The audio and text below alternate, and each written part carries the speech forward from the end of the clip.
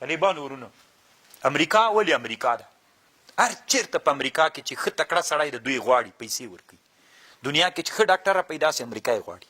مونږ 3 کاله د چې 4 کاله پوره کېږي دا مجاهد نه ده، دا تذکره نه لري که څه ورته وایي، تسپیه نه لري.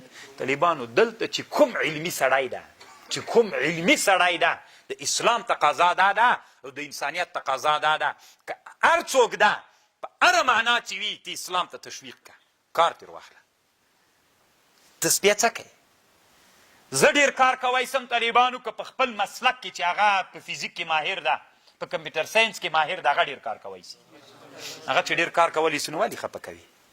ته تسپیه نه لري او ته داسې نه لري، ګیره دې داسې کړي، بریتونه دې داسې کړي، پرېږده. هغه غوښې وډوکې په دغه باندې لوی سوي د خدای په خاطر پرېږده. ته 2000 تسپیې هغه ته ورکړه، هغه جوړ کړه، کار پې وکړه، داسې راواړوه چې د سړی تر جوړ کړي، کار پې وکړه، دعوت ورته وکړه، وایي نازوه له هغه نه کار واخله. نن امریکا ولې امریکا ده طالبانو؟ خو همدې وجې نه امریکا ده که نه چې هر تکړه سړی د ځان ته بوالی کارونه ورته کوي. ما ورته کې چې تکړه سړی را پیدا سي چې په تنظیم ایستلی وای، جهاد یې نه ده کړی که نه. بس طالبانو تکړه خلک چې ټولنه څوک له سرداب نه راباسي، حکیمان.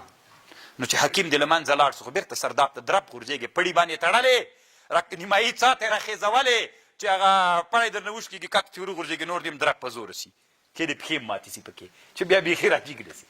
مونږ طالبانو چې حکیمان وزنو داسې مو حالت ده. ستي تاسو خوښ طالبان خو الله مو په دې درد اخته که سم داسې ودردېږئ طالبانو چې په ځواني باندې سپینګیري سئ.